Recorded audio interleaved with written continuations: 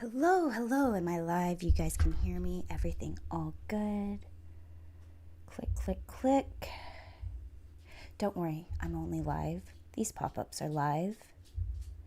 Welcome. Welcome to my stream. We're here, and it is another stream where I'm avoiding working on my current project. No, I'm not avoiding it. It's just I've decided to wait on the scale of the houses before I decide fully on placing my roads. So a little bit of a standstill, not a big issue, not waiting on my end, so I'm not stressed out about it. But today's side quest project is something I'm super excited about because I have been working on it in my free time. Thank you, the 45th clown. Sounds good. Yes. I figured out what my issue with my microphone was, and now I'm not having that issue anymore, so getting better each time, right? New project. Let's talk about it. I was given a box of bed sheets. Brand new. Well, not brand new. They're from my sister. They're fresh, clean. Some of them are still even in the packaging. The problem is not one of them fits a single bed that I have in this house. They're all queen size, and I do not have a queen size bed. So they will not be used as their intended purpose. I now have a ton of fabric to make twalls, twills, muslins, mock-ups, whatever you prefer verbiage for the term of practice dresses where you don't have a high cost of fabrics. So free is my favorite price. I had a whole bunch of them, some brighter, some plainer. I have chosen this blue. It's not a floral print. It is a leaf print. Here, let me go a little closer to the camera.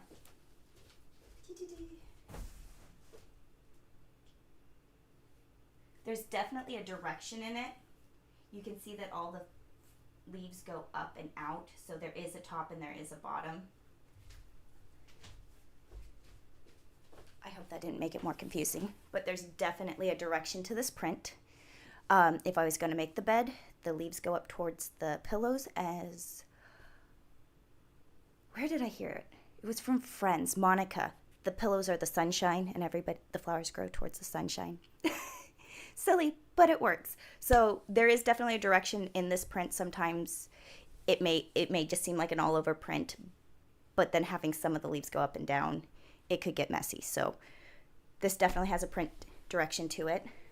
There is a fitted sheet and there's a flat sheet. We're going to start with the flat sheet because it's a whole lot easier to use than a fitted sheet, because screw those gathers and corners. I'll definitely cut it up, but I'm not starting with the problems. And also, I find that the top sheets have less wear and spots and things that you have to worry about. So rip out the tag. This one's called Charisma. It's a 6-piece polyester microfiber sheet set. So I'm not a big fan of polyester sheets in general. I prefer cotton. I will do a cotton poly blend. But what I don't like about polyester sheets is that they, like the microfibers, they claim to have 1,000 thread count sheets, but they're polyester microfiber 1,000 thread count, and it's not the same as 1,000 thread count cotton sheet set, and like not even close. So I'm like, you liars when it comes to polyester sheets. Well, microfiber. They're not lying. It's technically the truth, but it's not as it's nowhere near the same as a cotton 1,000 thread count sheet set. Anyways, I don't think I need to keep this. I know that this is polyester. But what are we making today? I said vintage Gunne Sax inspired dress. Well, I have this dress that is like my favorite. I've had it for, oh my gosh, I'm not going to admit how long I've had it. I think I've had it for 20 years, and it was vintage when I got it. But I love it.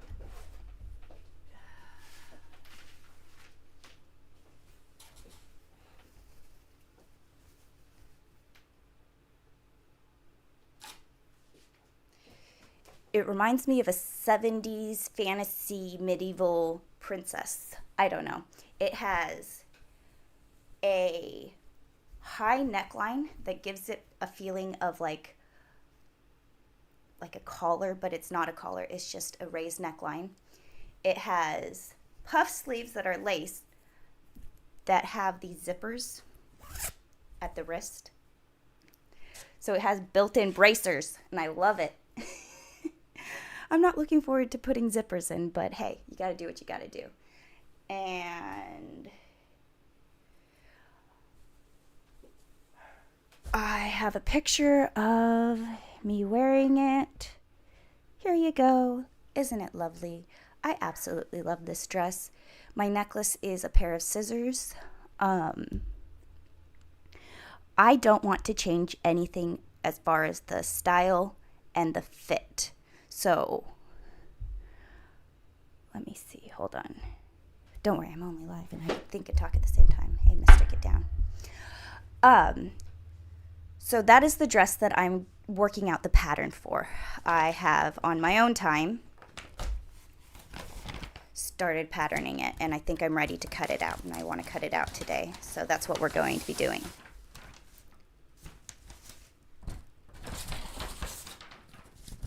Let's see, what do we have here? So these are the pattern pieces where I was figuring out the size and measurements. So those ones go in there. I want to keep those just in case I want to make any alterations in the seam allowance or anything. Those are the basic shapes. Those are my, I don't think those are technically a sloper. Anyways, those are my pattern pieces, sans seam allowance, and not cut up into all the bits and pieces. So they're the bases that I based everything off of. Here are my pattern pieces that I've cut out. I have a back piece.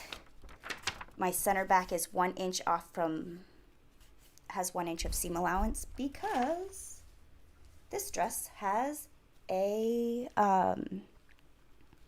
little flap over the zipper, and I wanted to count that into my pattern. That makes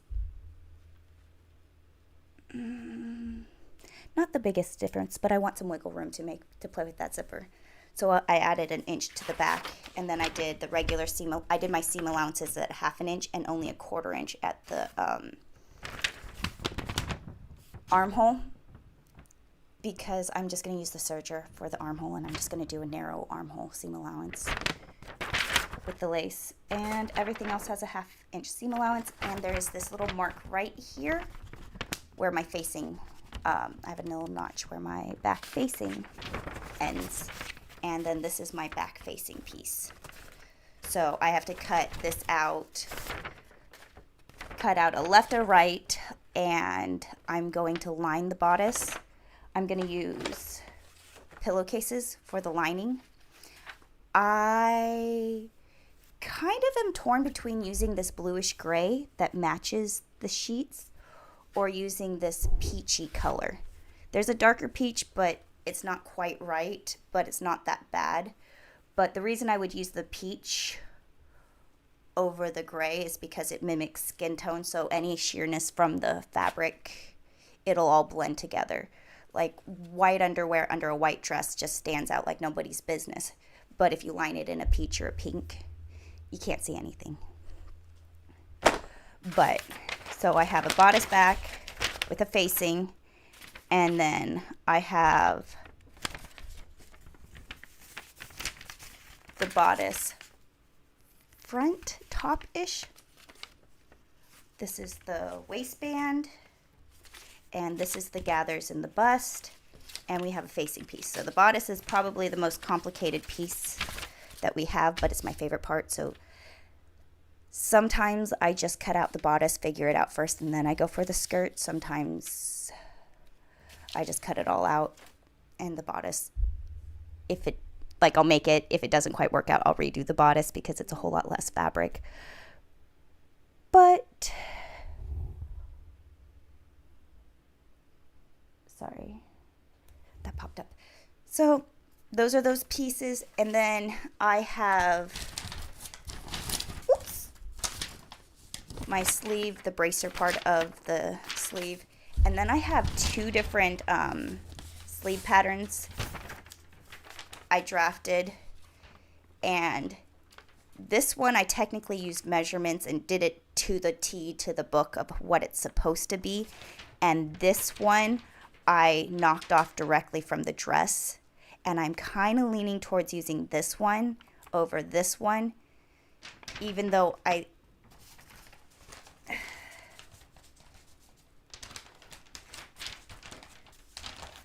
their shapes are ever so slightly different. This one has more of a scoop at the elbow.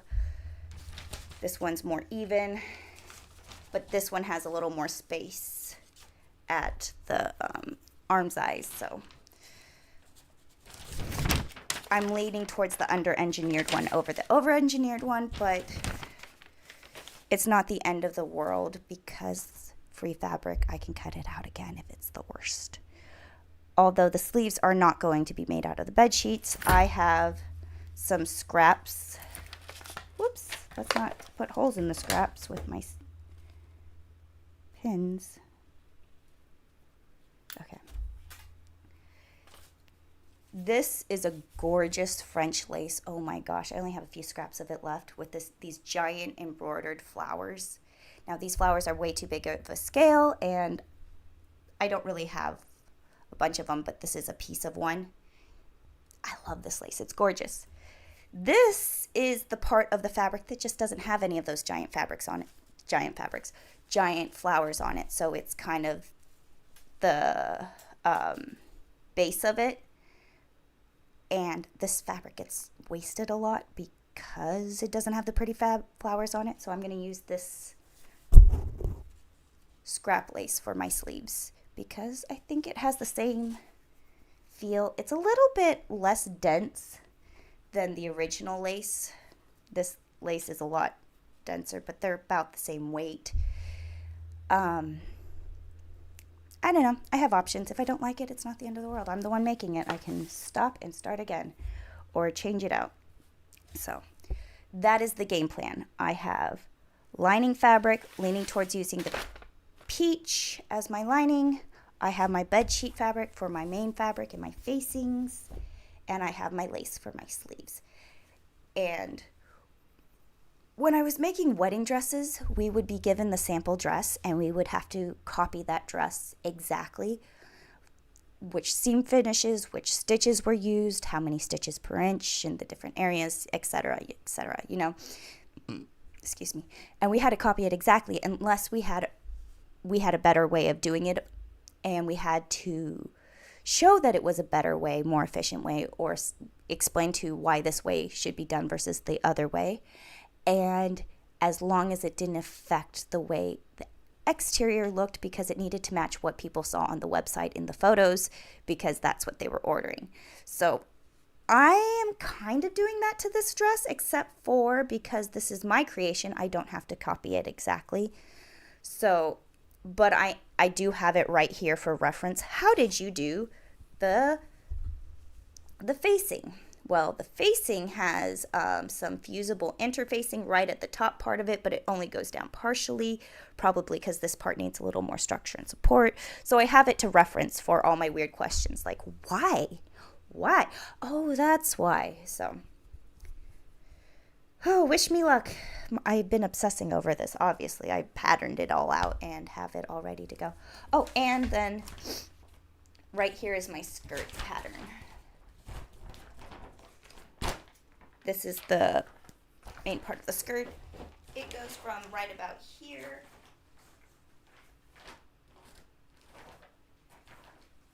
and there's 4 pieces of them. It starts really narrow and then it gets really wide towards the hem, so it gives it nice fullness without the added bulk.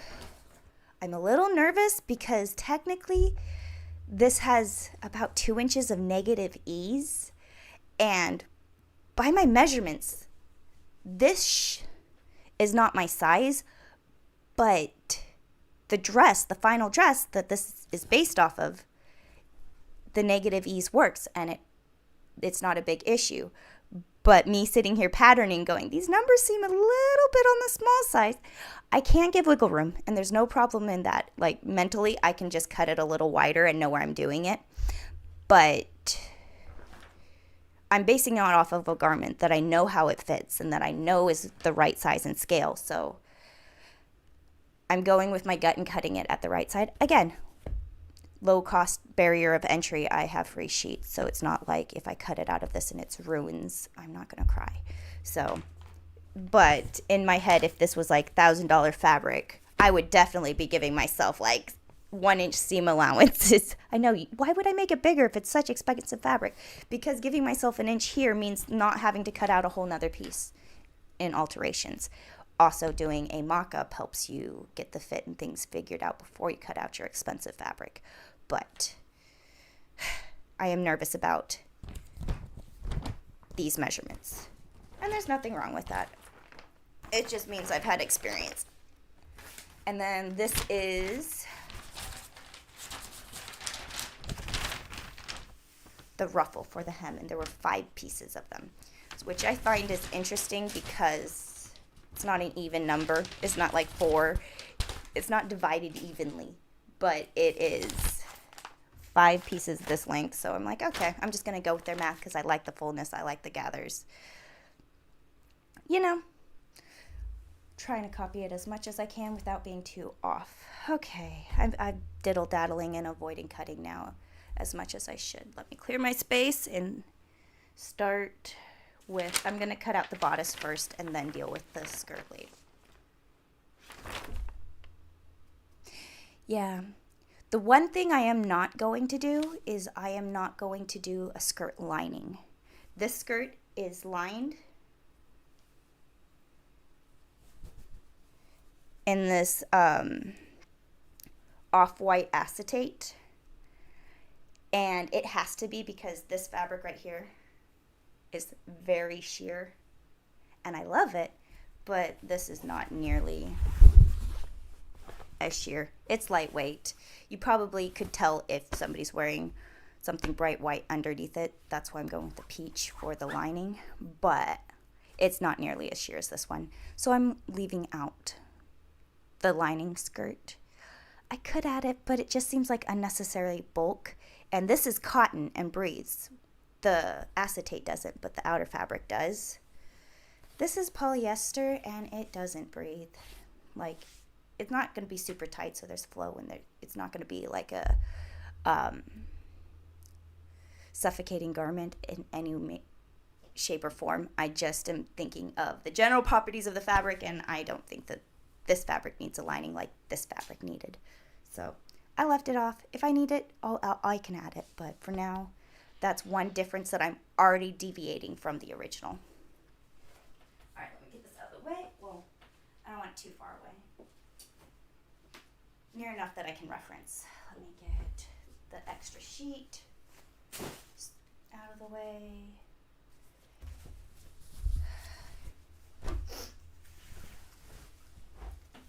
One thing that I do like about these bed sheets is that it has the little top piece that's the folded over flap.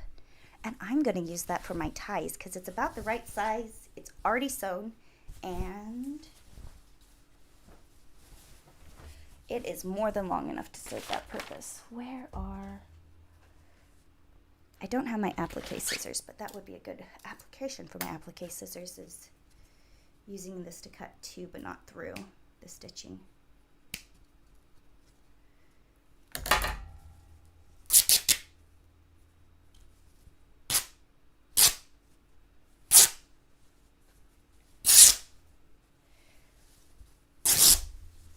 Fabric always tears straight of grain, but whether the sheets are straight of grain that they will tear a straight line isn't to be counted on.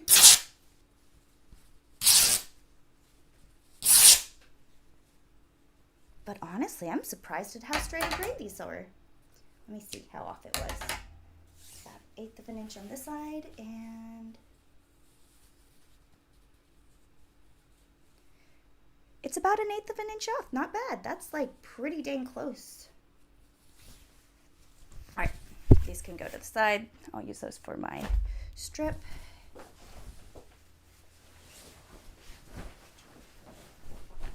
I think I'm going to have way more than enough fabric.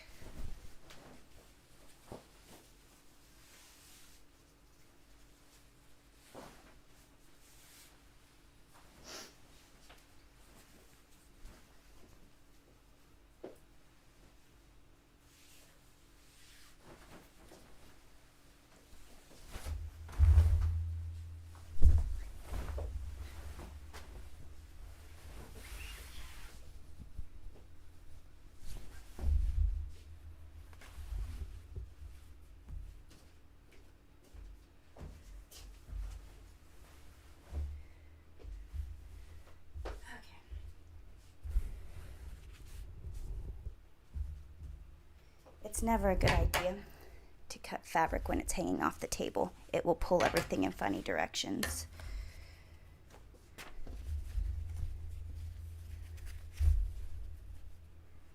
Okay, line these up.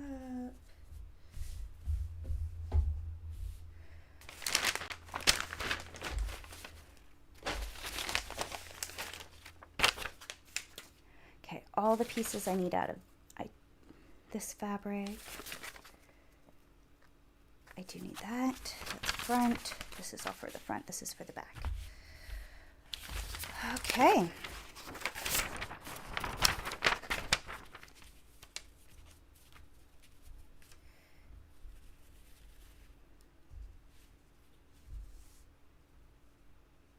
Since I just tore this fabric at the top, it is straight of grain, so I'm lining it up from my tear line all the way down. I'm not really concerned about this edge because it's been folded over and sewn, so it could be off a little bit. Not a huge deal, not the end of the world, but I know this is straight.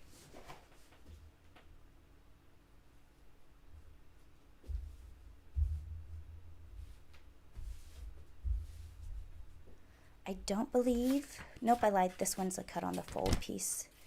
This is cut two, flowers go that way, flowers go that way, fold piece.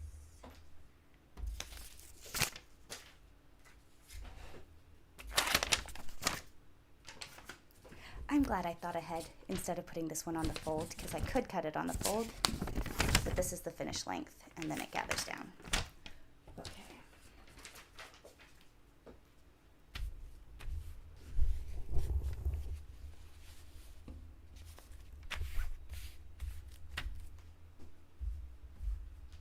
You know, I do like the sound of polyester fabric. It does have a good swoosh about it when you, like, are messing with it.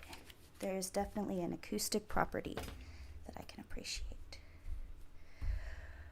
All right. I'm going to use my phone as a fabric weight, as a pattern weight, because it's good. It's the right size and always on hand.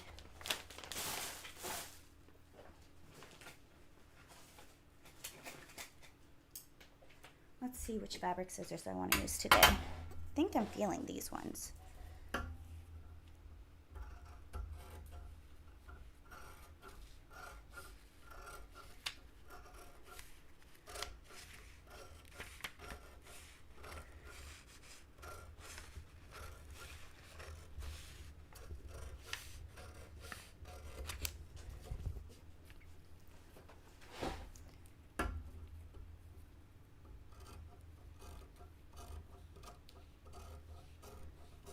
This is delicate and lightweight fabric, really easy to cut, and I'm using my Giantist cutting denim fabric scissors. But I kind of just like that it has a really long blade, so it makes the job go quicker. But if it had a lot of intricate like curves and stuff, I'd probably go for a smaller pair. But heck, there's a reason I have a million pairs of scissors.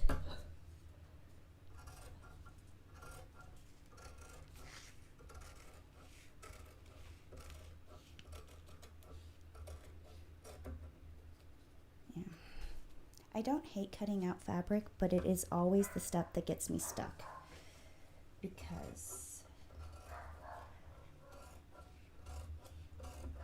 I don't know why, but I can pattern it, I can sew it. Those parts don't get me stuck. The part that gets me stuck is cutting it out. It's probably because it's so final.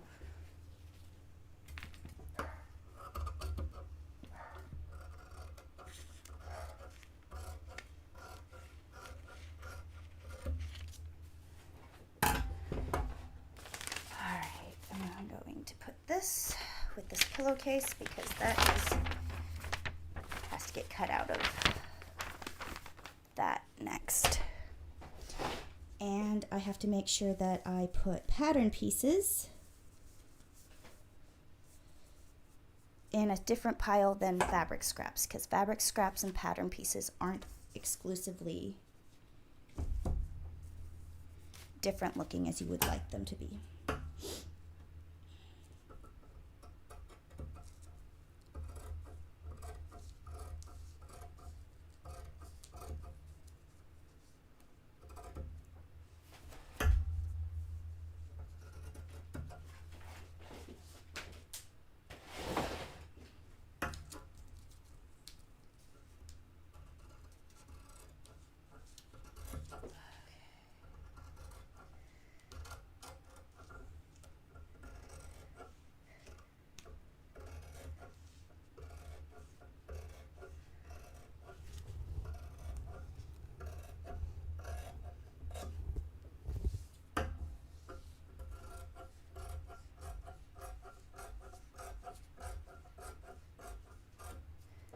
I'm going to put the facing over here.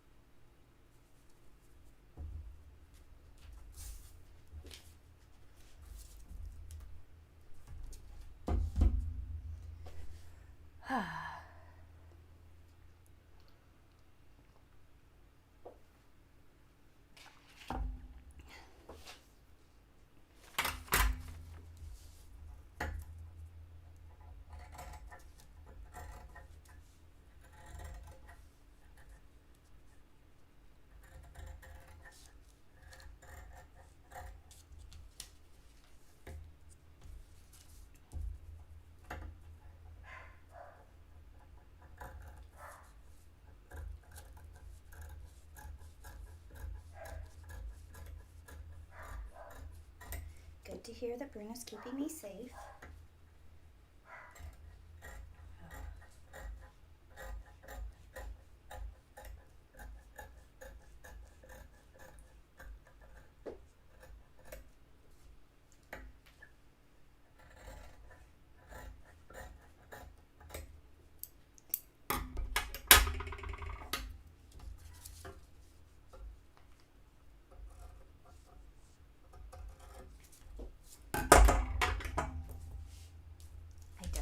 Preferences.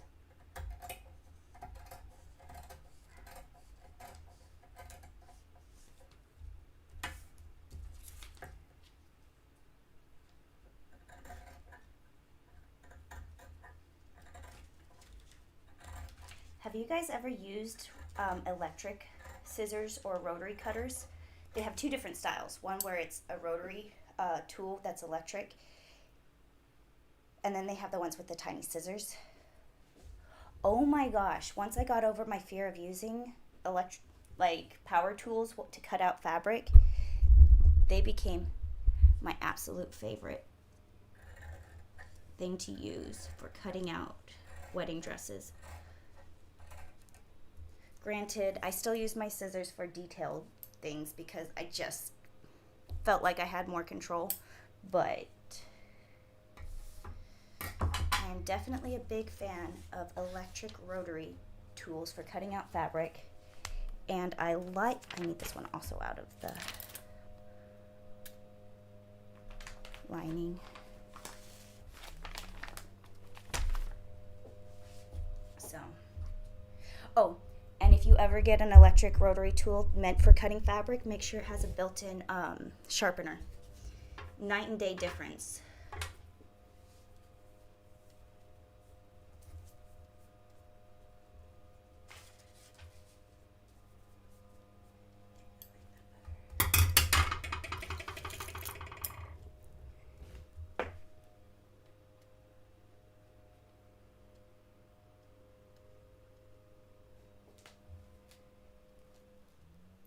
Did I use electric for the rough cuts, meaning electric scissors to do like cut out like the pieces? Yes, I did.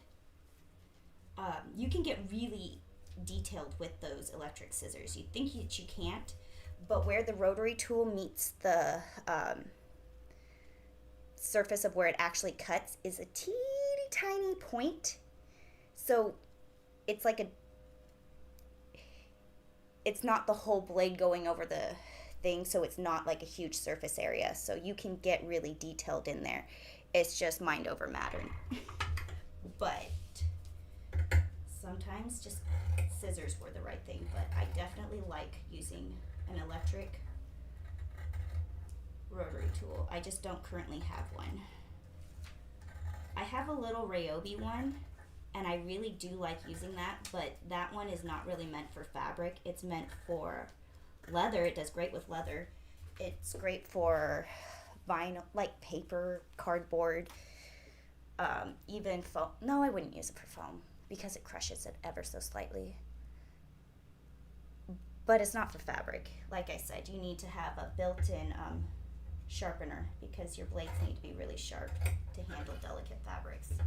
But the sharpener makes it work easily. So I need to get one, I just haven't yet. So I'm cutting these out with my hands and these scissors instead of using the cool electric tools. Eventually, though.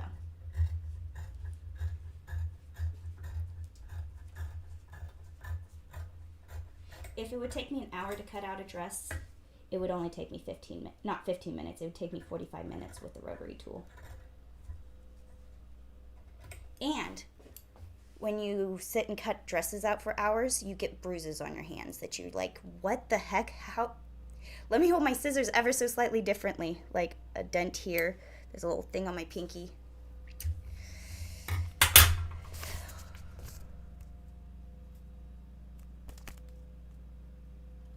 This one's not lined. This one just goes with the facing. This one's not lined. This one is. Okay.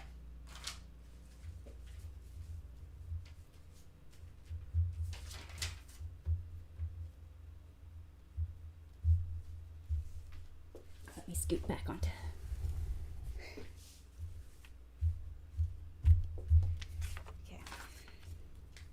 My torn line is perfectly straight, so I'm going to use that for one of my edges.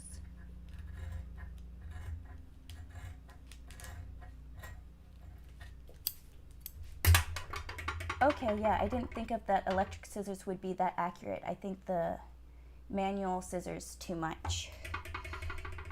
It's the devil you know versus the devil you don't know, but you can get really precise with electric scissors. Well, with electric rotary tools. I've used electric scissors and they are great, but I haven't had to do like accuracy tests. Like with the rotary cutter, I used it on the wedding dresses. I didn't use the electric scissors on the wedding dresses, so I don't know.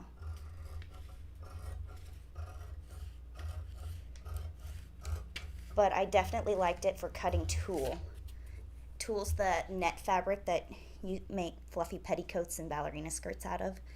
And we had to have perfect edges on our tool. Like, we had to go through and cut them with the little teeny tie scissors, making sure the edges were perfectly smooth. The electric rotary tool made that job so much easier. Although now I kind of want to try and use, I have a heat pen that's meant for cutting out foam. It also will cut out synthetic fabrics and cauterize the edges, so it melts the edges so that they don't fray, so it's like finishing the edges and cuts it out at the same time. People use them a lot on like lace and embroidery work to get it removed, so I want to play with that. This I need to cut using not lining, but this is getting cut out of the French lace. I love calling it the French lace because it sounds so fancy because it was imported from France, but it's just the backing that the lace was embroidered on. But I'm still going to call it the fancy name. So this goes over here with this to be cut out with the sleeves.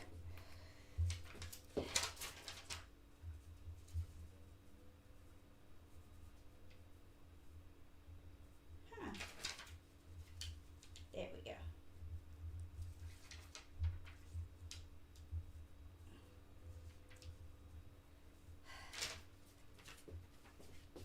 I'm trying to flip over the pattern pieces. There's definitely a direction to the print, so I can't. I have to make sure that the print is going the correct direction.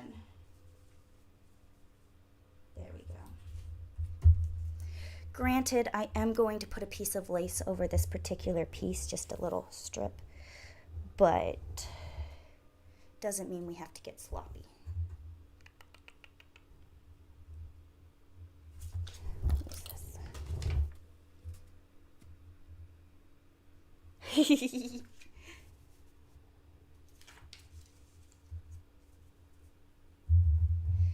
Yes, not top. It does look like I need to get my Amazon affiliate link set up for these cool tools. Yeah, the right tool for the job makes it significantly easier. And when you've had to struggle on the job, you know what tools you want and why they work better.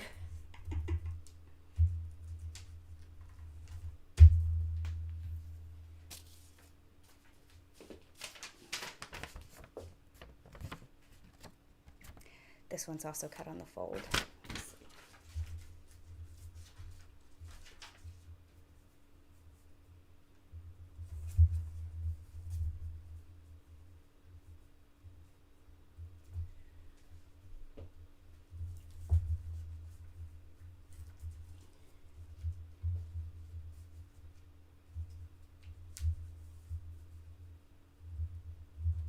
There we go. Okay. Sorry about that bump.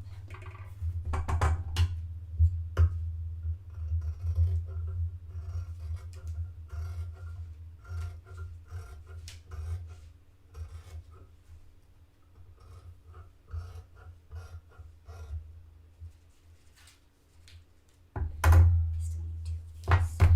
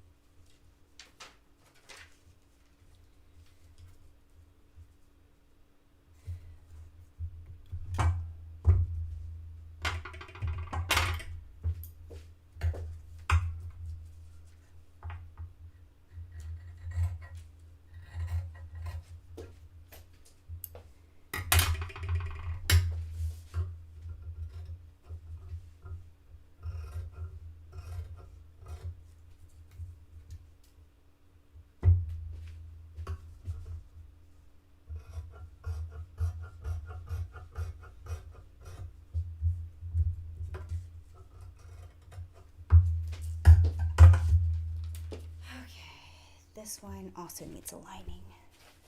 So this goes with the lining pieces. You have two arms. This is cut on fold. Normally I get two pattern pieces because I've cut everything with it on the fold, so I cut out the left and the right at the same time. But we have two arms. So if I cut this out on the fold, I still have to cut out the other side for my other arm because I only ended up with one cuff. But if I fold it, put it out like this, and use up that piece of fabric that I have, then I'll have three and I'll have one extra that I don't even need. I'm gonna do it though. Shh, don't tell.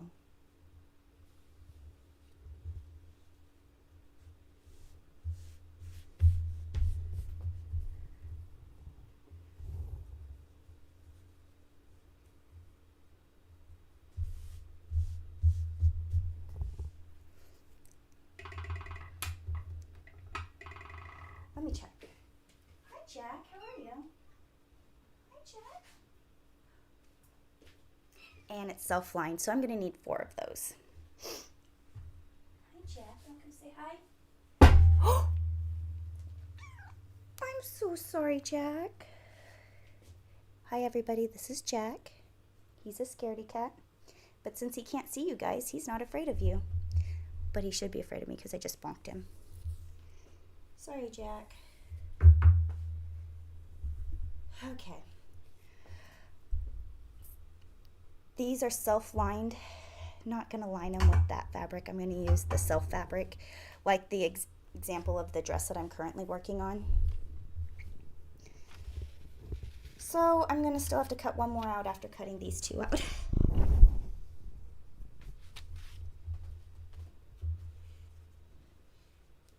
Dang, having two arms. Oh well. Alright, bye, Jack.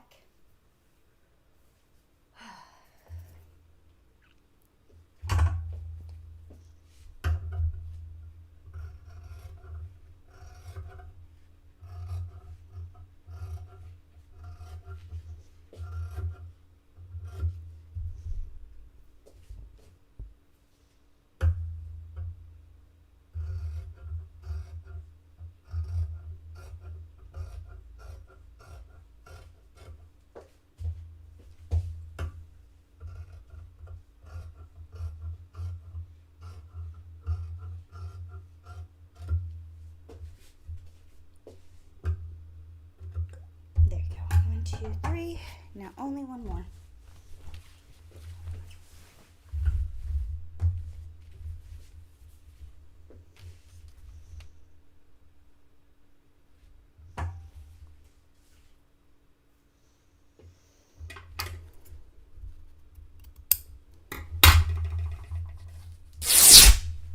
Sorry, Jack. Didn't mean to scare you. Apparently this is a scary mode.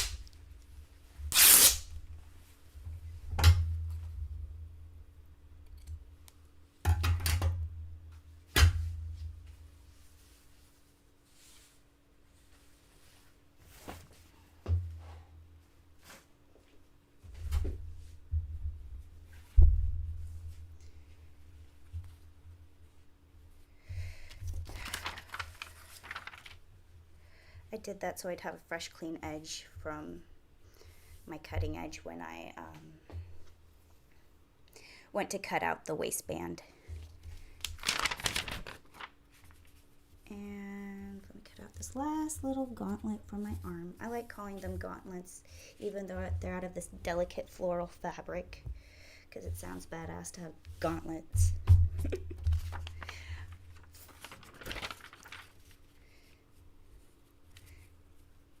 Fancy forearms. Straight grain. Okay.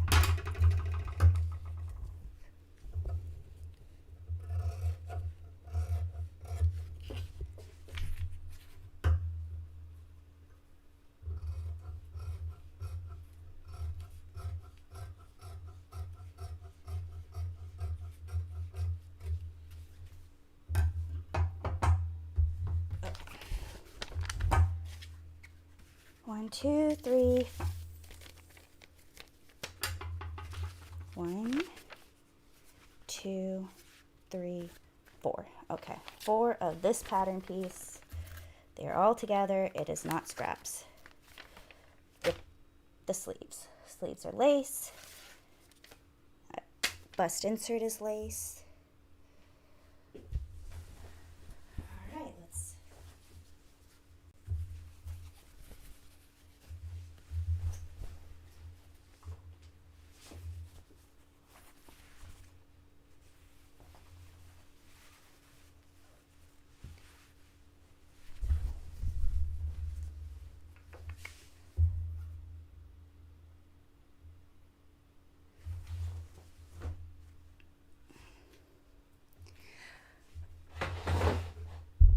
I'm going to cut out the bodice separately from the skirt. The skirt I need to kind of sprawl out. I have all my bodice stuff and all my sleeve stuff. I'm just going to finish my bodice and my sleeve, and then I'll sprawl it out and cut out my skirt. So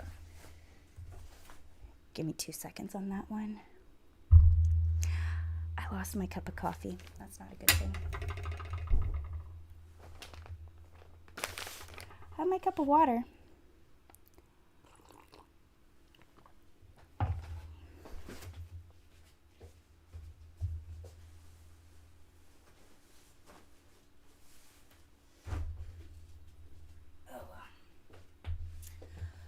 Okay, so I need to cut. These facings are done. They don't need to be lined.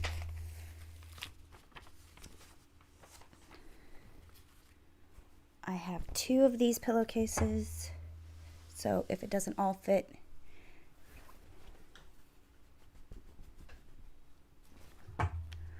I'll be fine.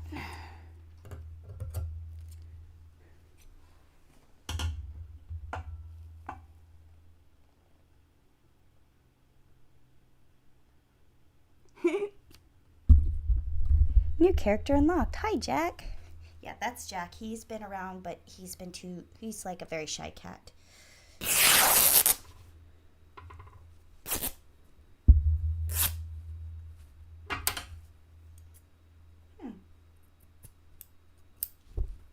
This one's off by 1/2 inch. That's kind of what I was, well, actually, that's almost a full inch. I lied.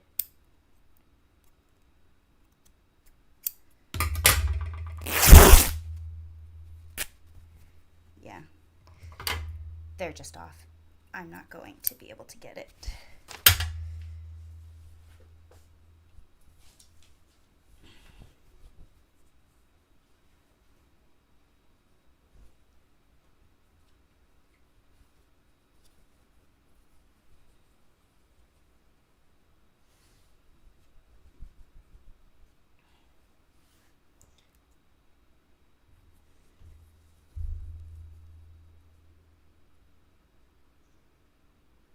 This is Serta Standard Queen, 100% polyester. Machine wash cold, gentle cycle with light colors. Only non-chlorine, bleach only when needed. Tumble dry low, do not iron. I am going to iron this. Shh.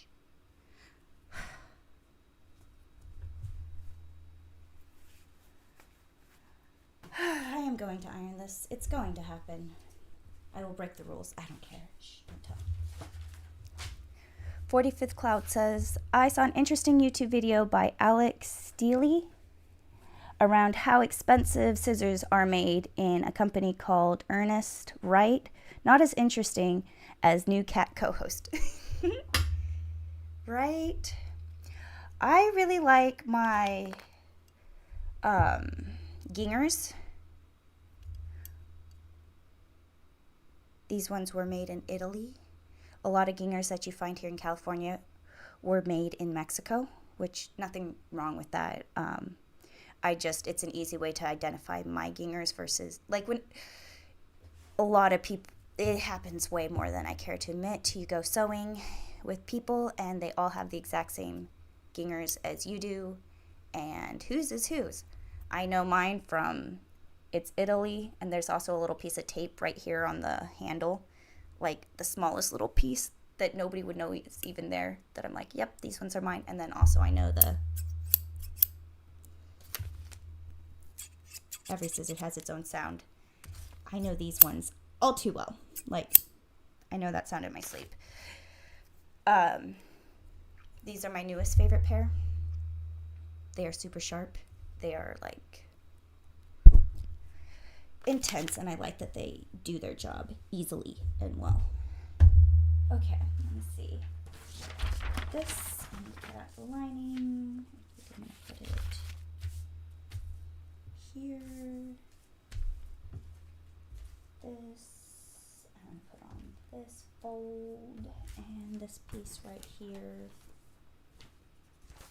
I'll cut out there. I'm being kind of wasteful with cutting out this pillowcase, but after I cut out the pieces that I want from it, I'm not holding on to it or saving. It's just going to get thrown away. So I'm kind of fussy cutting and not going to include this fold line because these have been sitting folded in a cupboard for way too long. And those fold lines like become melted into the fabric and become permanent. Even if you iron them out, they can still pop up, especially in a polyester if they've been heat set. So then I'm just kind of working around it and not stressing out about it. But I have 2 pillowcases that I can cut up, so really takes the edge off when your fabric's cheap.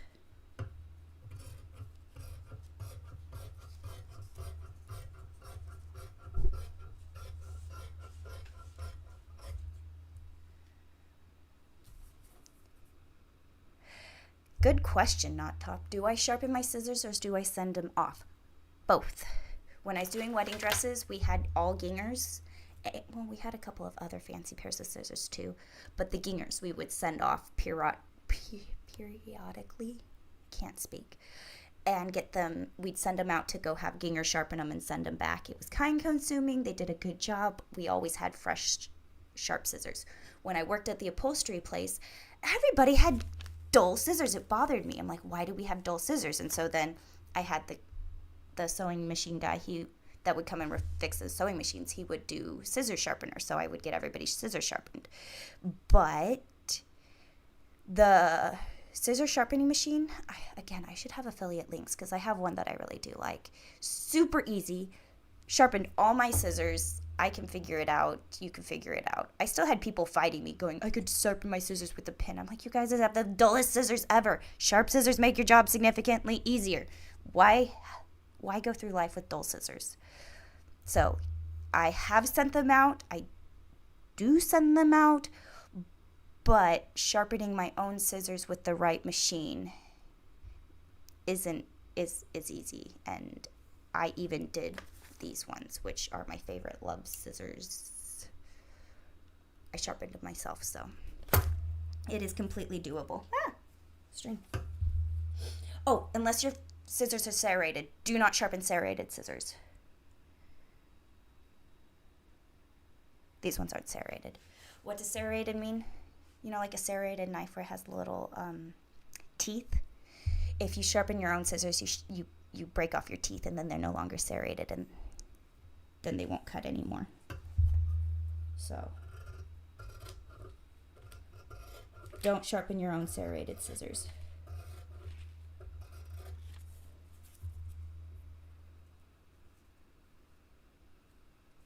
Do you remember the cost with shipping? Is it just cheaper to buy new? Okay, I figured this out when I was working the upholstery place.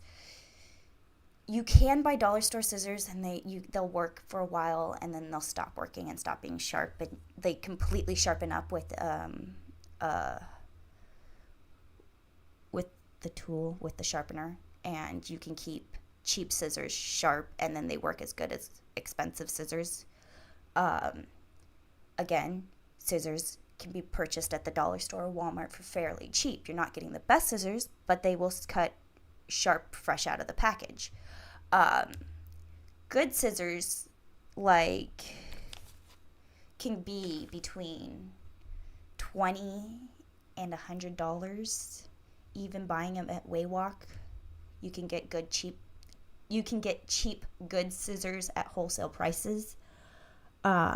But even still, I think it's kind of worth it to get a sharpener.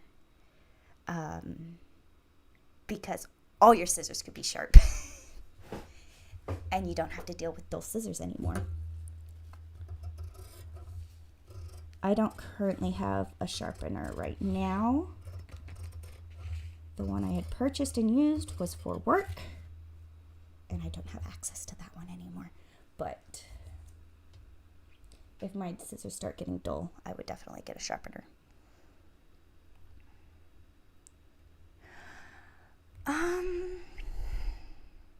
The scissor sharpener was under $100. I don't think it was more than $80. I think it was under $50. It could have been as cheap as like $40. But it's been a minute since I've seen I'd have to do the research again. And prices have changed in 2024. Everything's way more expensive. So.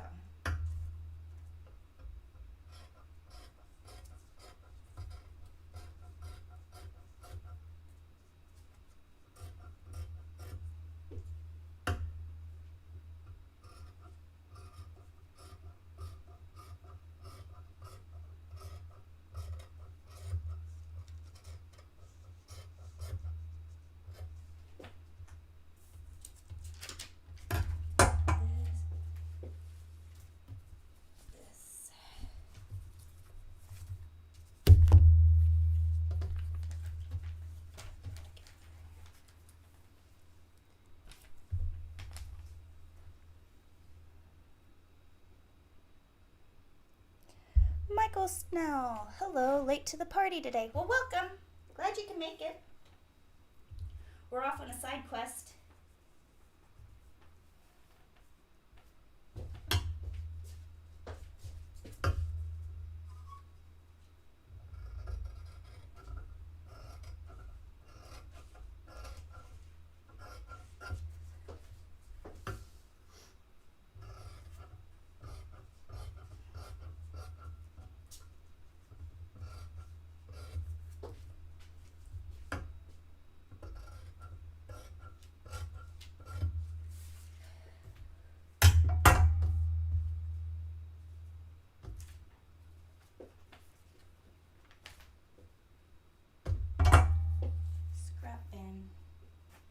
My scrap bin's getting full. Means I've been doing a lot of projects.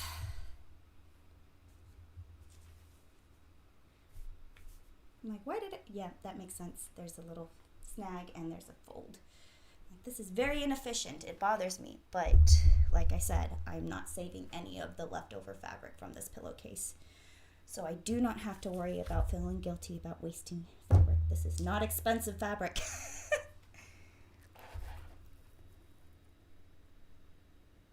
Oh, thank you, Michael Schnell. My dress is super cute.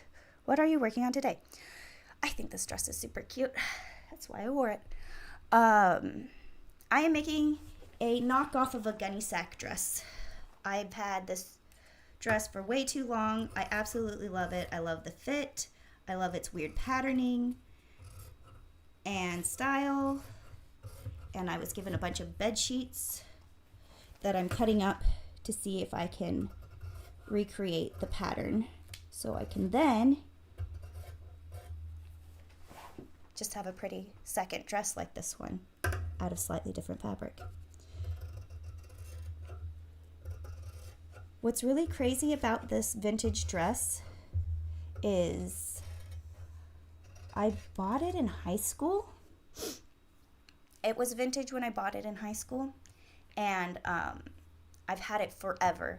And then when my friend was getting married, she was wearing her mom's wedding dress. And I'm like, I know that dress.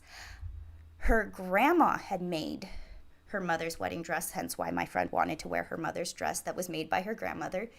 It was the exact same pattern as this dress that I'm making, because Gunne Sax used to have patterns that you could buy so you could make your own dresses. And so this dress always reminds me of my friend's wedding dress, which is also very similar to my mom's wedding dress, but it's a different neckline. And my favorite thing about this dress is the neckline. But it always makes me think of you, Brianne, if you're watching this. Secretly, I was hoping that her wedding colors would be like light blue or like some kind of a spring floral, because then I could just wear my dress that looked like the 70s flower girl version of her wedding dress. But alas, her colors were maroon, orange, and brown. And the family of the bride wore red, the maroon. I believe the boys wore the chocolate. I could be mistaken, but the bridesmaid were required to wear orange. And she was like, I'm so sorry, but those are the colors. And my family, they chose the red, so you guys are going to be in orange. Good, but you can wear whatever orange dress you want. And since there's not a very lot of orange dresses on the market at the time, most of her bridesmaids had their dresses made. I found the most gorgeous orange dress at the costume shop I was working at. It's a vintage 1960s sheath dress. It had a beaded top and then a chiffon lined sheath skirt. So very interesting dress. Loved it. Honestly, my dress was the best. But it's very hard to find good orange dresses. But challenge accepted, and I love it. And I still love that I got to wear that the orange color in such an amazing way. Silly things. I love you, Brianne. Again, if you're watching this. She does watch my stream every once in a while, so love you. So that's what I'm working on today. I am making a knockoff of a vintage Gunne Sax dress because apparently I need a second one. Side quest.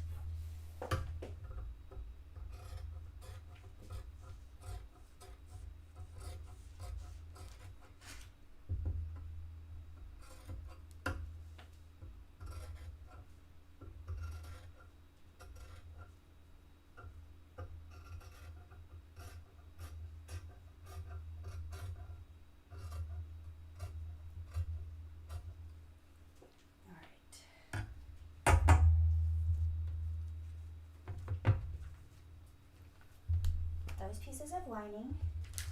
These pieces do not. And these pieces went wee all the way home. No. Leftover pillowcase. Look, that's a bodice right there. No, I'm just. Always have to save the fabric scraps. He's here to remind me not to have the knuckle taking up the whole screen. All right. I'm going to cut out the sleeves first out of the lace, and then I'll cut out the gusset. That right there. These don't need any lace, and they don't... Hold on, let me double check.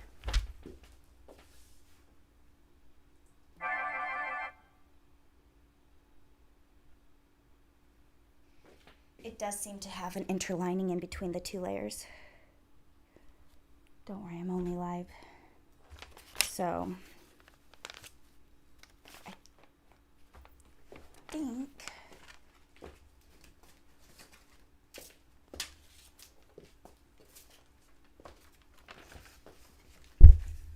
I have enough to cut out. And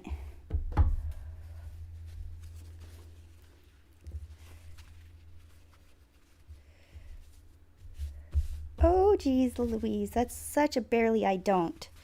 I think I could probably get it to fit.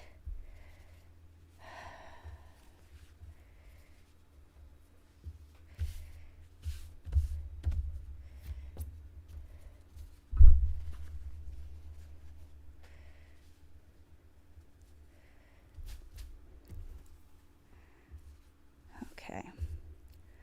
That's the closest I can get it with, yeah.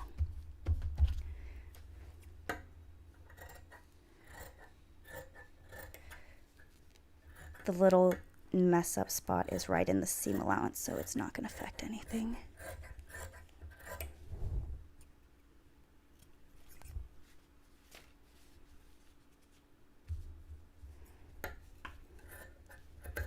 There's a lot of little pieces in these little gauntlets. They're deceptively simple, but I love them. They're one of my favorite parts of this stupid dress.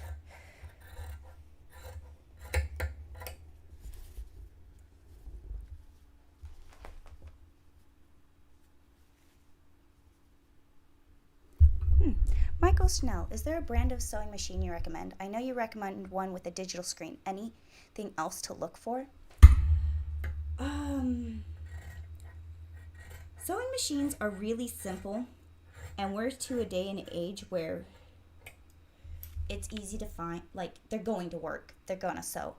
Digital screens make it easier to turn it off and on again and start at one and get out of the complicated. I don't like dialing and tuning and fine-tuning things. I know there's people who like that, not me. I like to push my button, and every time I know that I sew it at these settings. You can save the settings in some sewing machines, some you can't. Mine that I have is a basic model that's still computerized, and I love that thing. I've used fancy sewing machines, I've used crazy sewing machines. Sometimes the fancy ones just beep at you, and I'm like, what do you want? Why is this beeping? What is going on? Oh, that's happening. Okay. Did you have to make a big fit about that? Okay. You know? So,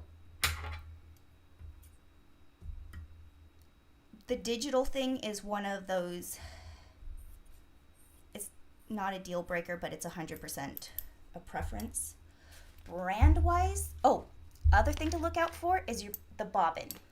So, I like top-loading bobbins. I do not like front-loading bobbins. What's a top-loading bobbin and what's a front-loading bobbin?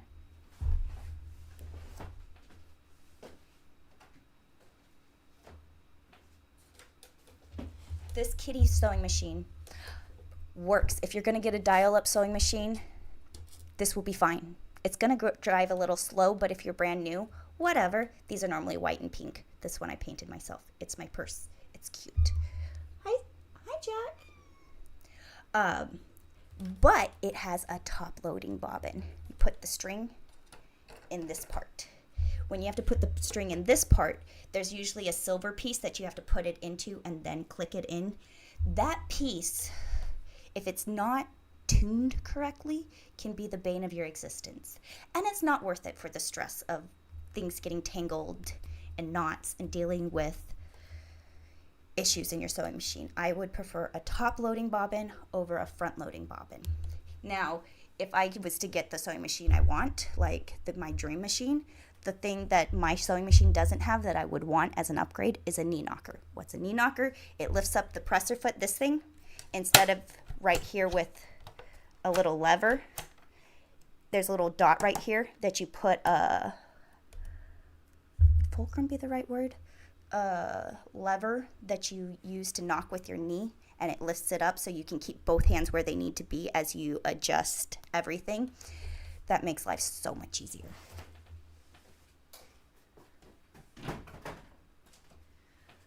But as far as brands go, I have been very, very, very happy with Brother.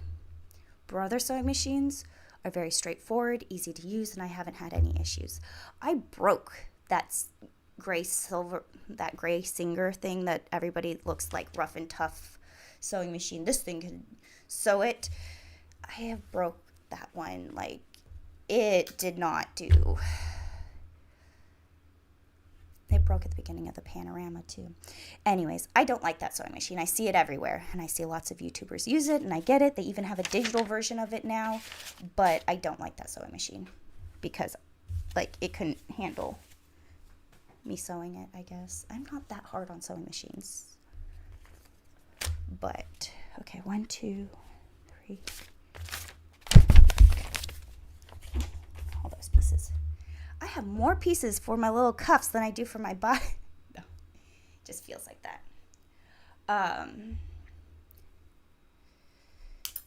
Yeah, I feel like I don't have a huge, like, I was not a big fan of,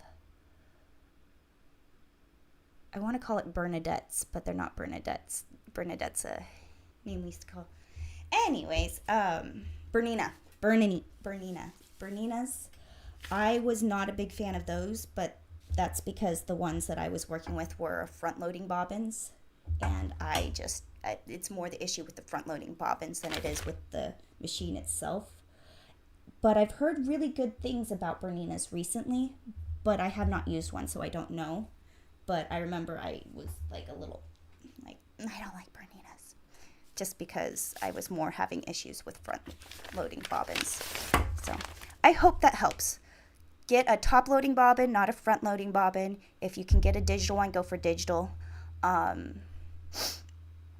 like sewing machines that have threaders built in.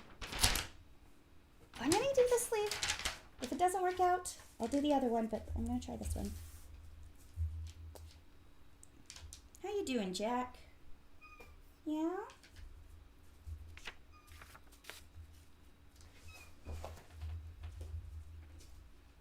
Yeah?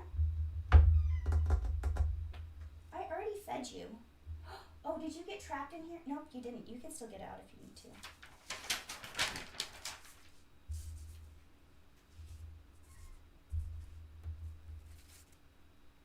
So the net of this lace does not have a grid to easily follow, but I do have my selvage edge, so I can use that to make sure I don't get like funky.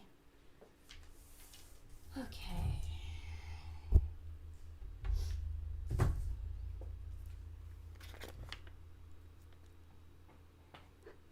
I found this old Toyota sewing machine that has issues.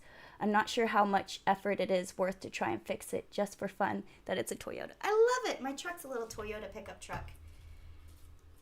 Like, I would do it. Honestly, when I was working at the costume shop, I was always repairing vintage machines to get them to sew crazy fabrics that we were working with. So I have a lot of experience working with getting machines back to life. Make sure you have a fresh needle. Bent needles will screw you over. Make sure that you oil your machine. That's going to make a night and day difference. Get all the lint and excess yucky stuff out of it. Clean it up. Oil it. And just double check that key pieces aren't bent, including needles and sometimes the little pieces that the feed dogs, you know how they have those going underneath your sewing machine? Sometimes the little bars down in there could be bent, and that could be an issue. So, but yeah, it should be worth it to get a sewing machine going. It might be a little bit of a pain in the ass, but sewing machine oil.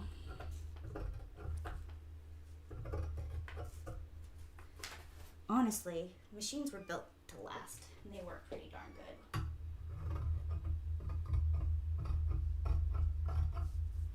A lot of the issues I had with the old sewing machines was more the calibration issues, like trying to get the tensions all right, making sure that it wasn't too tight on top or bottom, and once you balance out the tension, then it would sew nicely. And then you also making sure you had your bobbin put in correctly, because if you have the bobbin backwards, that one you'll be like, why is this sewing machine? It's because it's going this way instead of this way. I'm sorry, I'm live and my phone just keeps going off. I feel like a popular person today.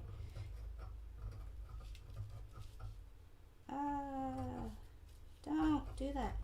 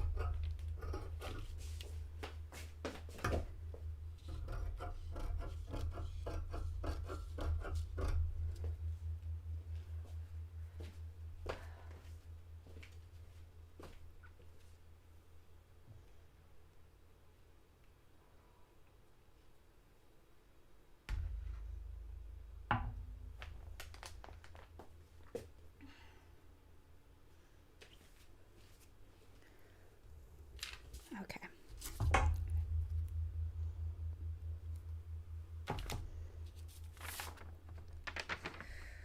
One sleeve. This is definitely a sleeve and not a scrap of lace.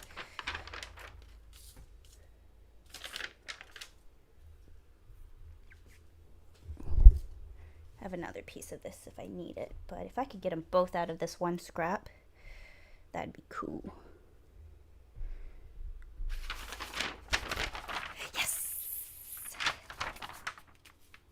It fits without being all cattywampus.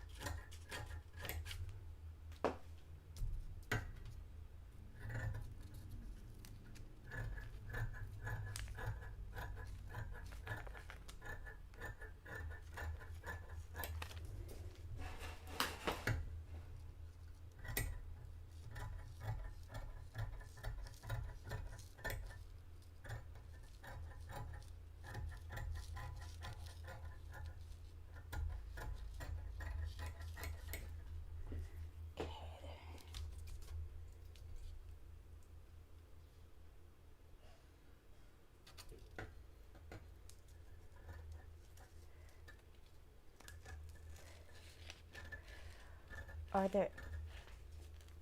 Michael Snell says, are there any other sewing YouTubers that you follow? Yes, there are. I don't always know them by name, but I know them by style, technique, and etc. Who's the guy I was just looking at today? Who was he? Let me go in my history. I can peek. Cornelius Quering. That guy. He's a little weird and I love him, but he gives very good information that's very accurate. I was looking at how he did his double welted pockets, which is very much the way I was going to do it, but it's so, like, sometimes just watching it happen before I have to mentally do it makes a world of difference. And I was just watching that to see how to do a double welted pocket.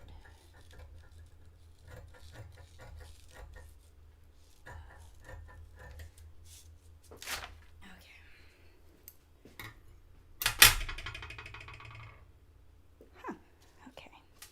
Here's one sleeve, here's two sleeves. I'm going to keep these sleeves together with the pattern piece, so I know that these are my sleeves.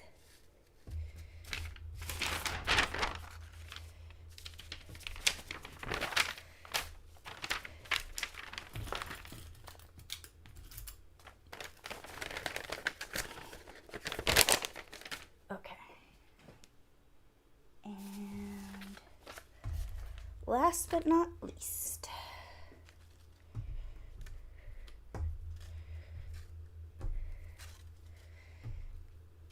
I no longer have my salvage to see the way that I cut everything out, but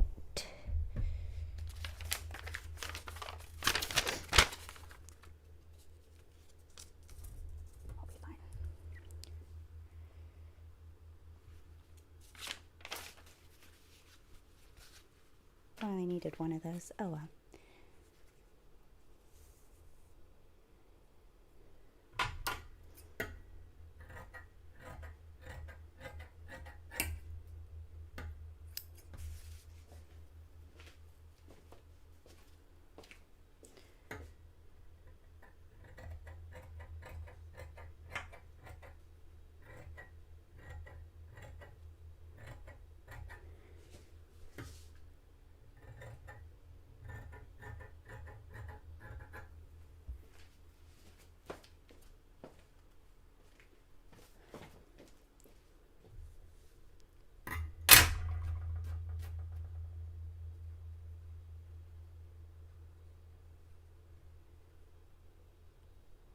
Okay.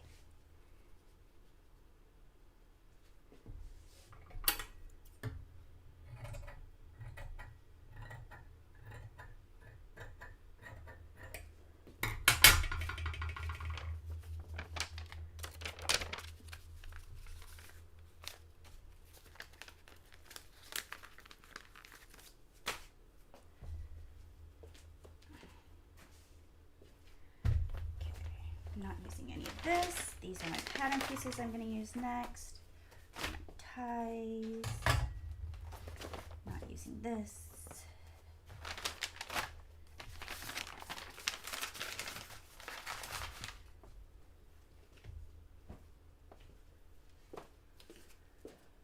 All right, let me clear off my space so that I have room to cut my skirt.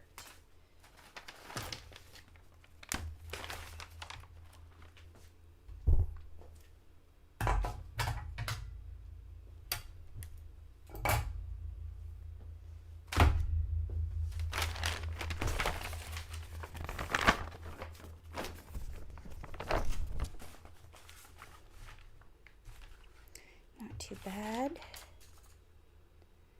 There's definitely a direction. I have to keep that into account. And I need 4 of these. And there are seams here and here. So there's a center front seam and side seams.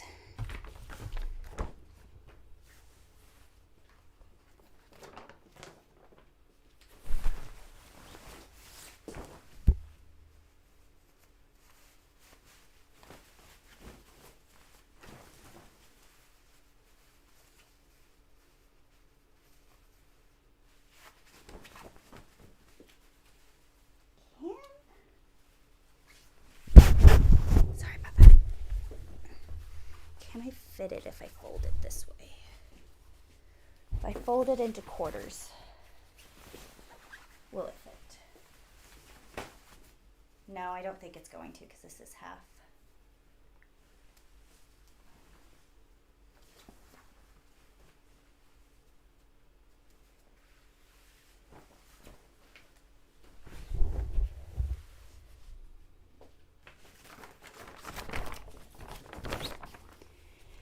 The answer is no. I have to cut it out twice. Okay.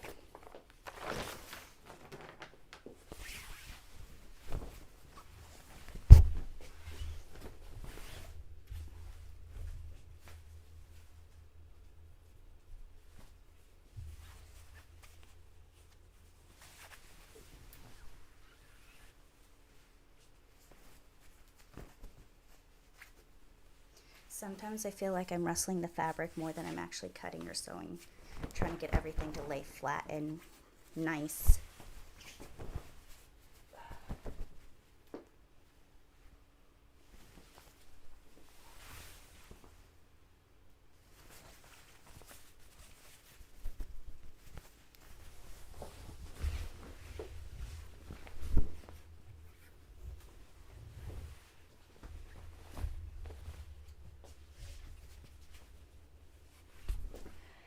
Because this is a one-directional print, I don't get to save fabric by doing one triangle this way, one triangle this way, and another triangle this way. So I am just going to be wasteful with my sheet.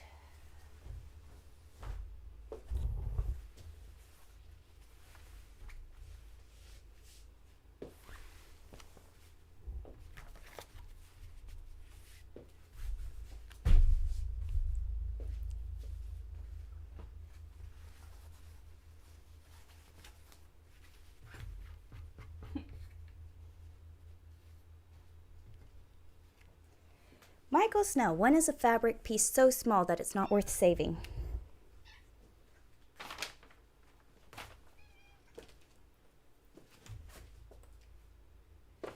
See this little piece right here? I'm saving this scrap because it has this gorgeous piece of embroidered flower on a lace.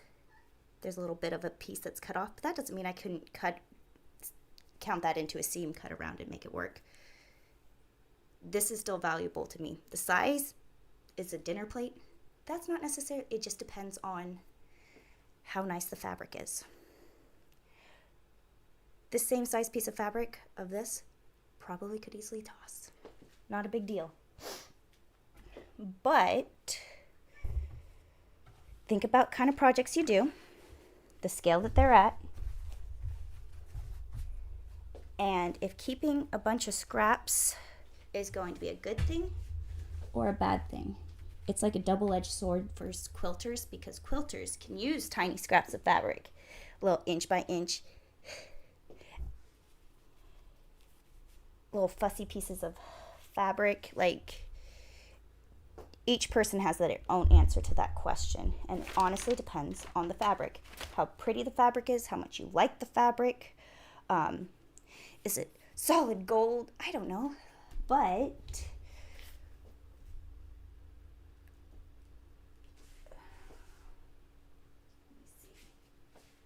I don't have it near me. I have a pattern that is here. Let's just look at this pattern piece.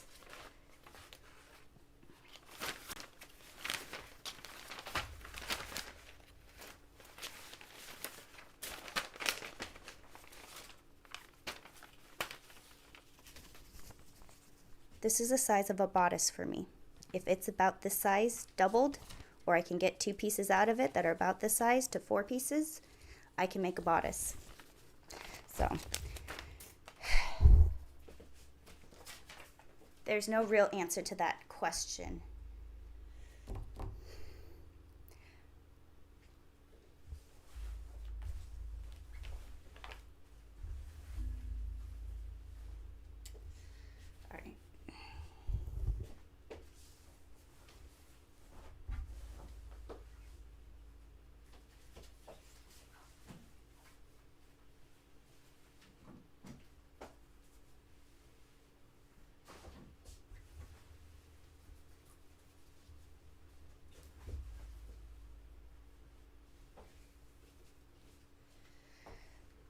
I'm trying to decide the best way to fold this. Right now I have it on the fold, so it's at the center, so I'm going to have pieces on the edge, which is very wasteful.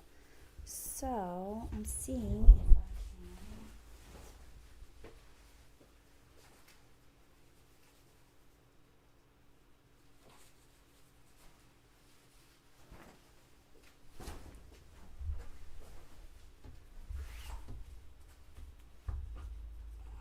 Is this going to be wide enough? Yeah, that's wide enough.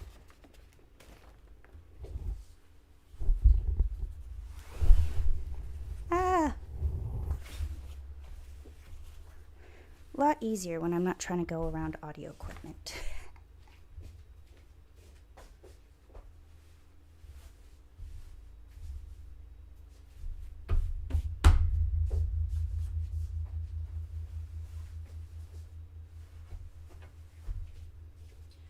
Okay, as long as my fabric's not hanging off the edge, we're good.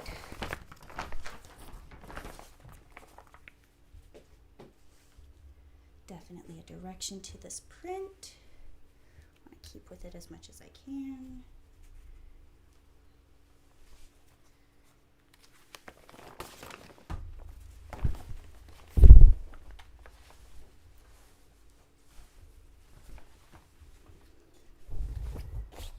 Sometimes I mess with the fabric way too much, but it needs to be flat, otherwise I am screwing myself up.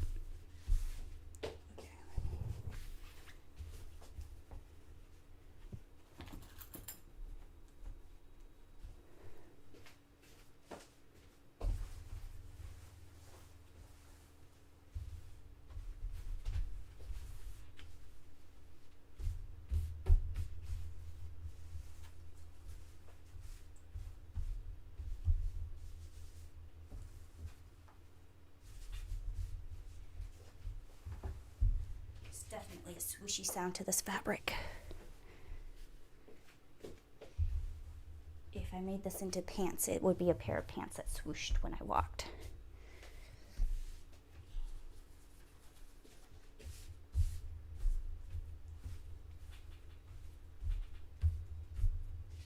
Okay, I think that's going to work.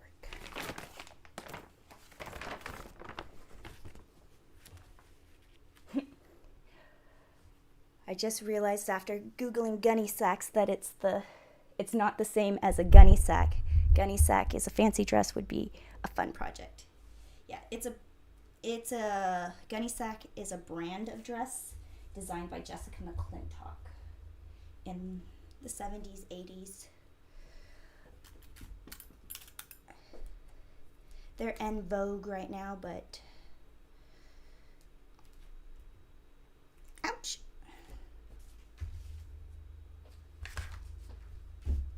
Honestly, I've always loved a good prairie dress.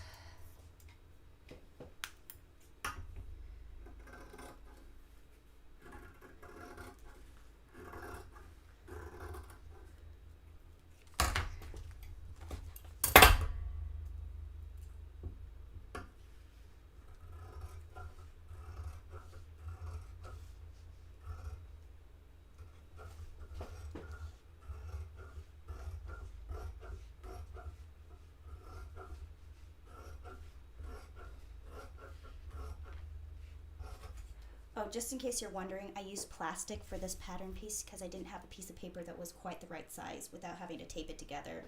And I had plastic that was the right size, so.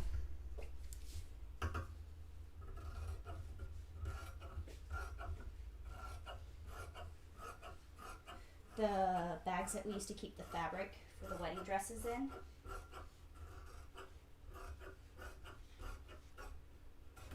Is a really good heavy-duty plastic, and I like working with it. I've made a big fancy dress out of the plastic itself before. I think you can see it in the background of like my black suit costuming video or something like that.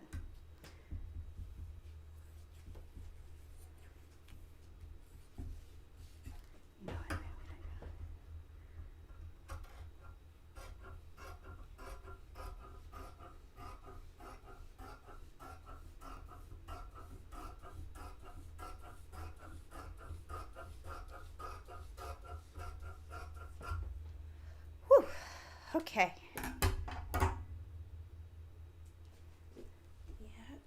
That is 1, 2.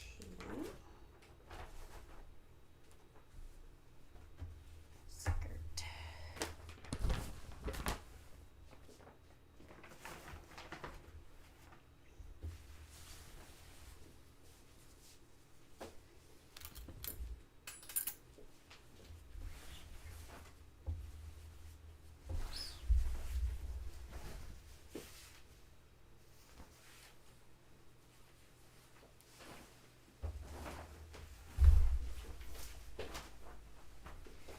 This is why I usually cut things out on the floor.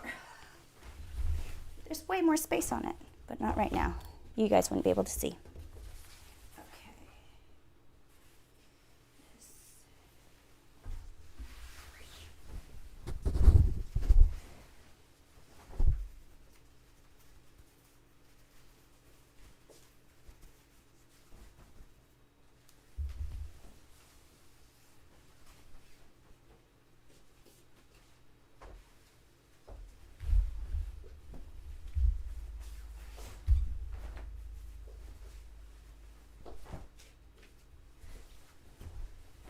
I'm all twirled around in the fabric, but keeping it straight of grain. Make sure I have enough folded over. Get both layers in there.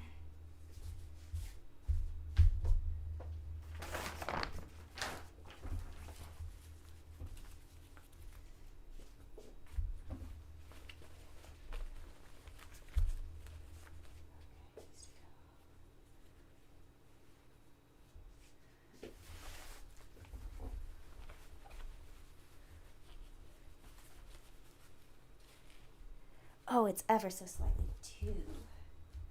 I was trying to save fabric. I guess it's not happening.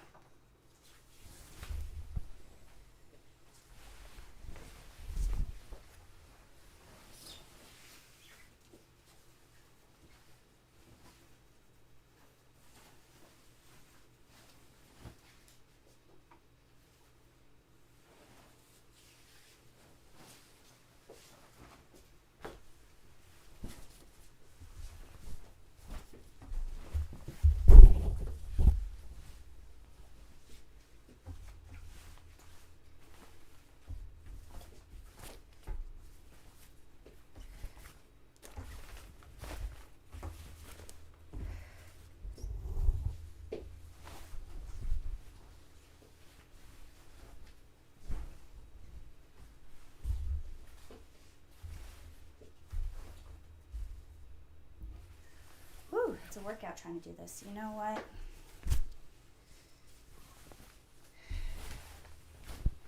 I'm just going to cut a straight line and go from there. I'll use the fitted sheet for my ruffle.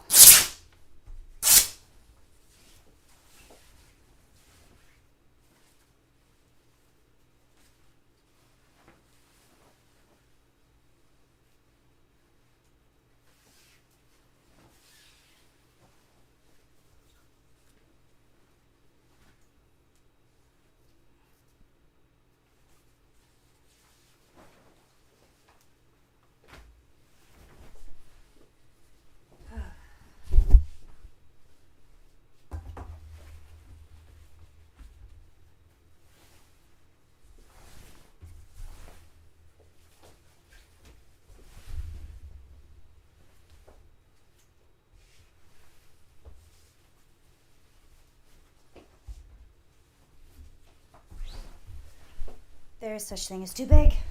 No, it's not. I think this would make a lovely full circle skirt. Okay, let's see.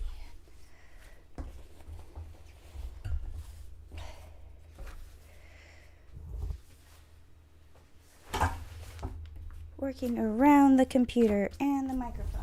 Let me see if I am.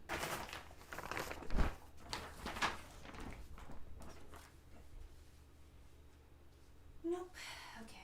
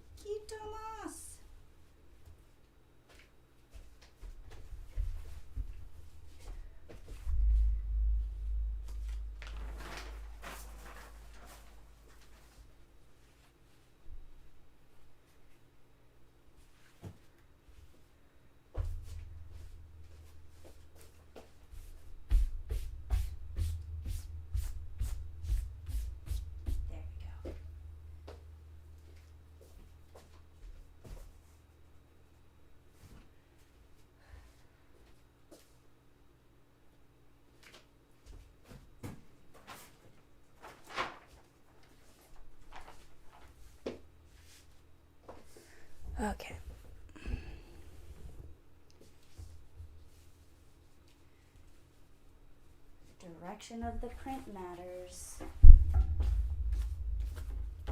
Okay.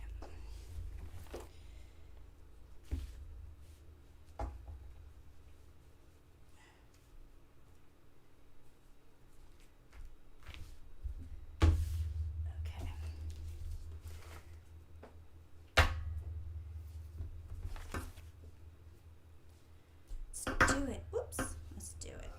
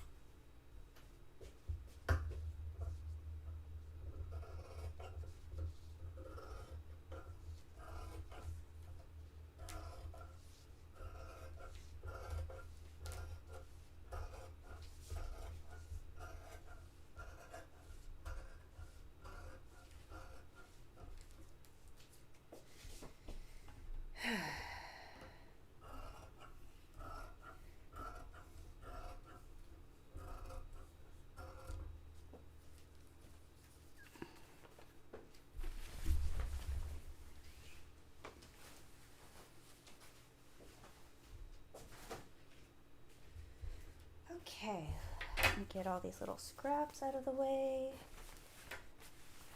This.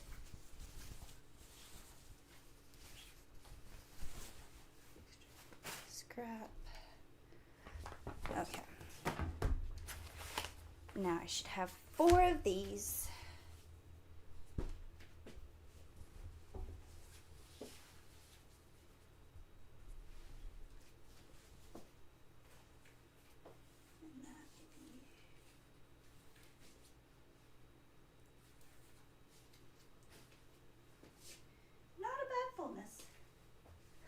Nice. Okay. And all I have is the ruffle to cut out at the bottom. I'm not going to deal with that today. Not as important. Okay. It is important. It's a lovely part of the dress. I absolutely love the ruffle. But I'm just going to cut the strips from the fitted sheet. And I'll do that later, right when before I want to add the ruffle.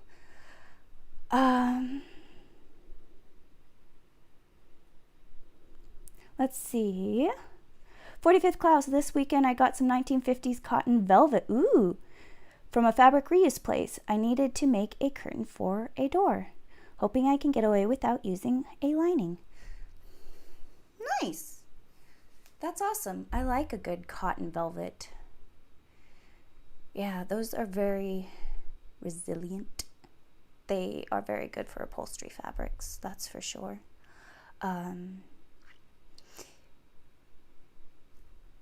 Yeah, good luck with that. That's a fun project. Okay.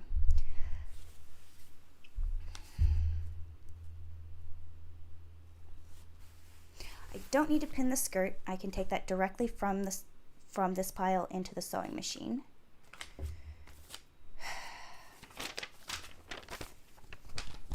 Let me start with my center back.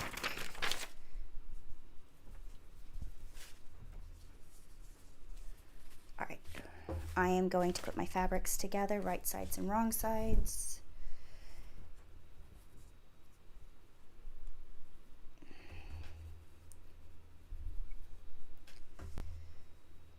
So for this dress, I'm going to act as if the lining and the fabric itself are one piece. That's not always the way it is, but in the original dress, that's the way they did it. So I am going to pin these together and possibly go around the edge with a straight stitch just so that they act as one piece, but I might not even bother with that. Depends. I haven't sewn one of these before. One of this dress yet before. So I'm not sure about order of operations. Dresses that I've sewn a million times, I know the order of operations.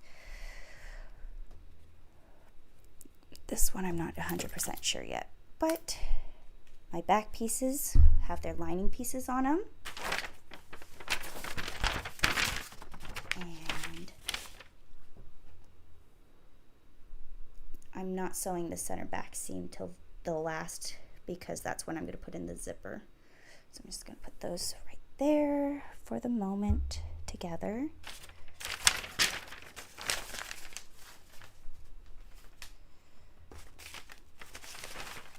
And then this is the back bodice lining, so that's going to go there. Here's my bodice front. It should have lining pieces again, putting the fronts and their lining pieces together so I can treat them as one piece of fabric.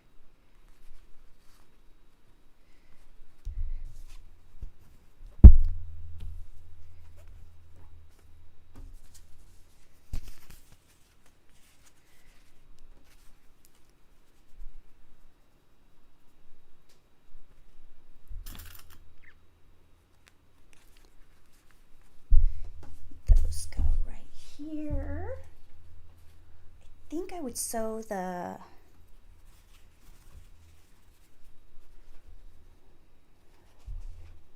I'm not sure about order of operations first. Let me get all the pieces kind of the way they're supposed to be. And then I'll go, oh, that needs to go before that one does, before that one does. You know? Not only do I have to make the puzzle pieces, I have to make sure that they fit together in what order. This is the waistband with its lining piece for the front only. So it goes from there to there.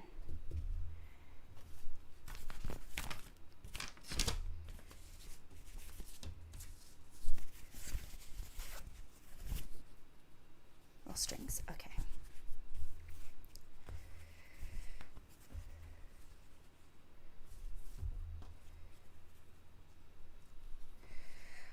I am going to pin this piece, which is the center front lace piece, like this, so I can gather it in, add elastic. This is going to need an elastic piece in it, but I can get it all folded together that it's the way it's supposed to get sewn together. Right sides together. All the flowers are going in the right direction. Pin the top of this. And this gets gathered there.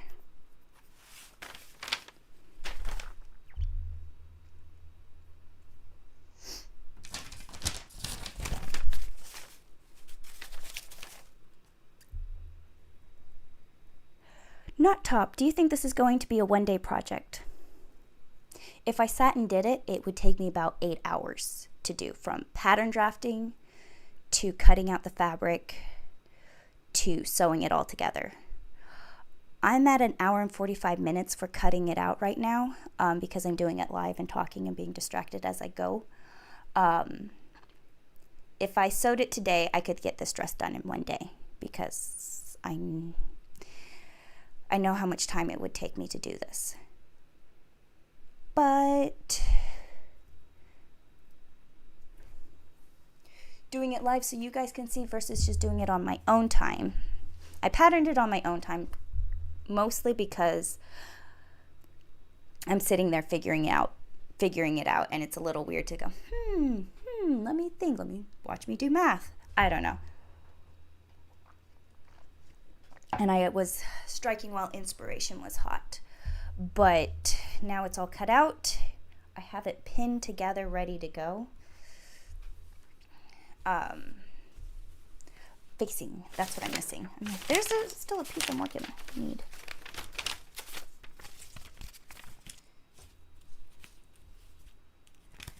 My facing. So, go right there. And that would go right there.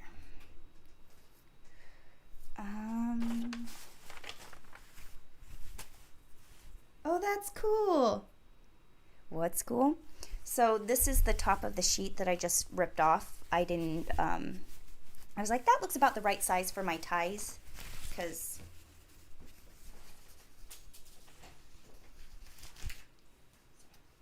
I'm curled up in strings, but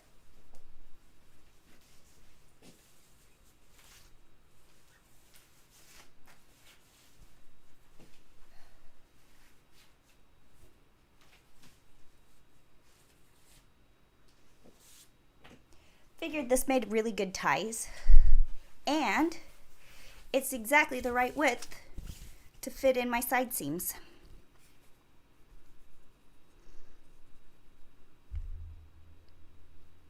It was meant to be.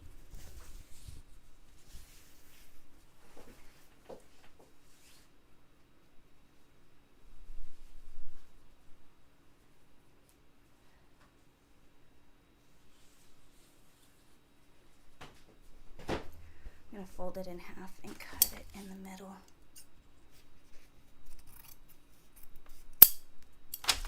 So this piece would go here.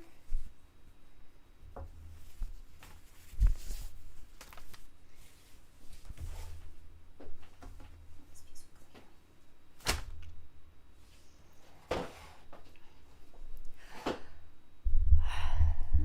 Let me see.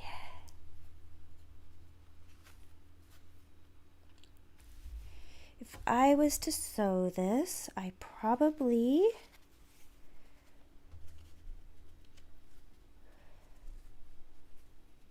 would sew in my front facing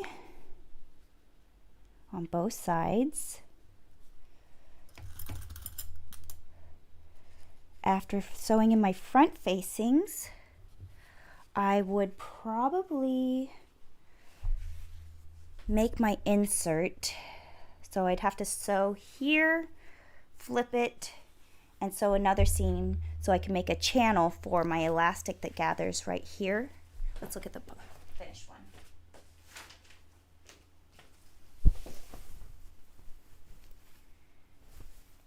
Here's the dress we're making this one based off of. So I would probably sew my facing, which would be this piece right here. This piece has the casing. It doesn't have that extra lined piece. No worries, that's easy enough to fix. And then after my edges were finished, this was sewn in, and with the elastic, I would then attach it to my waistband, and I would make my whole front bodice piece finished. So the front would be finished and the back would still be in two pieces. Then I'd sew the shoulder seams. No, I'd have to put in my back facing.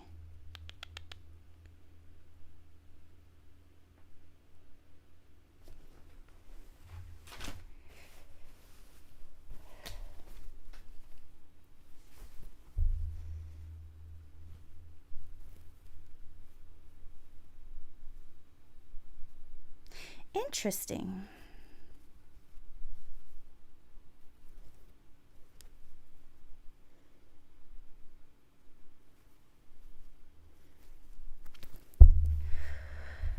This trim that I was thinking of completely leaving off, I think does more than I thought in the beginning. Huh.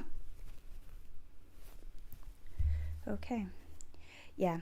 But I'd have to make the front piece and then the back piece separate and then put them together. I'd do it at the shoulder seams. Then I would set in my sleeves. Then I would do, yeah. So, whoo, there's a lot to do on this, but it's good problems.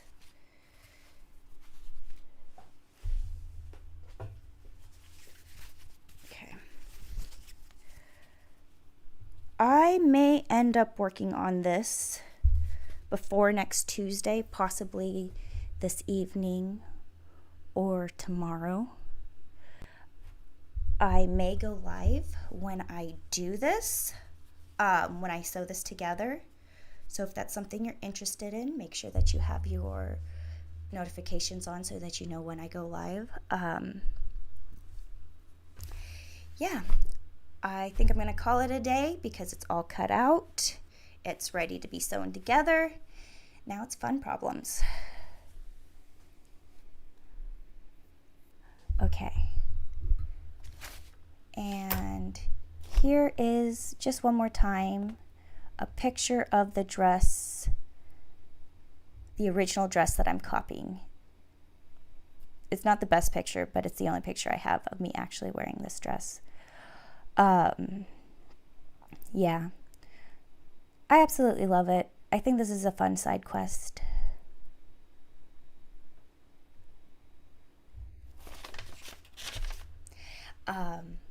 I'll let you guys know when I go live to work on it. I have a lot of momentum going, but I have to leave now.